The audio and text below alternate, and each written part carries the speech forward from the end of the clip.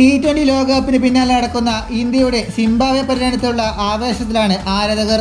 Senior താരങ്ങൾക്ക് വിശ്രമം നൽകിയ മത്സരത്തിൽ ഇന്ത്യയുടെ അടുത്ത തലമുറയിലെ സൂപ്പർ താരങ്ങളെയാണ് ഉൾപ്പെടുത്തിയിരിക്കുന്നത്. ഇക്കഴിഞ്ഞ IPL മികച്ച പ്രകടനം നടത്തിയ താരങ്ങൾ സ്ക്വാഡിന്റെ ഭാഗമാണ്. ശുഭ്മാൻ ഗില്ലിനെ നായകനാക്കിയാണ് ഇന്ത്യ സ്ക്വാഡ് പ്രഖ്യാപിച്ചിരുന്നത്. എന്നാൽ BCCIയുടെ ഈ നീക്കത്തിനെതിരെ ആരാധകർ പരസ്യമായി രംഗത്ത് വന്നിരുന്നു. ക്യാപ്റ്റൻസിയിൽ ഗില്ലിന് എന്ത് മുൻപരിചയമാണുള്ളതെന്നാണ് ആരാധകർ ഒന്നടങ്കം ചോദിച്ചത്. ഈ കഴിഞ്ഞ IPLൽ ഗുജറാത്ത് ടൈറ്റൻസിന്റെ നായകനായിരുന്നെങ്കിലും സീസണിലെ ഏറ്റവും മോശം ക്യാപ്റ്റന്മാരൊരാളായിരുന്നു ഗില്ല്. പോയിന്റ് പട്ടികയിൽ 8ാം സ്ഥാനത്ത് മാത്രമാണ് ടൈറ്റൻസ് ഫിനിഷ് ചെയ്തത്.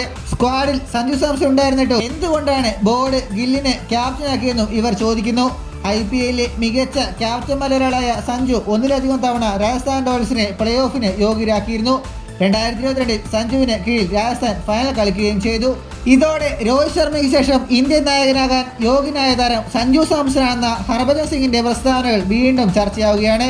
എക്സിൽ എഴുതിയ കുറിപ്പിലാണ് ഹർഭജൻ ഇക്കാര്യം പറഞ്ഞത്. 5 മത്സരങ്ങളടങ്ങിയ T20 പരമ്പരയ്ക്കാണ് ഇന്ത്യ ഹരാരയിലേക്ക് പറക്കുന്നത്. ജൂലൈ 6-നാണ് പരമ്പരയിലെ ആദ്യ മത്സരം. ഹരാരെ സ്പോർട്സ് ക്ലബ്ബാണ് വേദി. സിംബാബ്വെ സ്ക്വാഡിനെ സൂപ്പർ താരം സിക്കന്ദർ റാസയാണ് നയിക്കുന്നത്. ഇതുപോലുള്ള പുതിയ വാർത്തകൾക്കായി ചാനൽ ഇപ്പോൾ തന്നെ മറക്കാതെ സബ്സ്ക്രൈബ് ചെയ്ത് വയ്ക്കുക.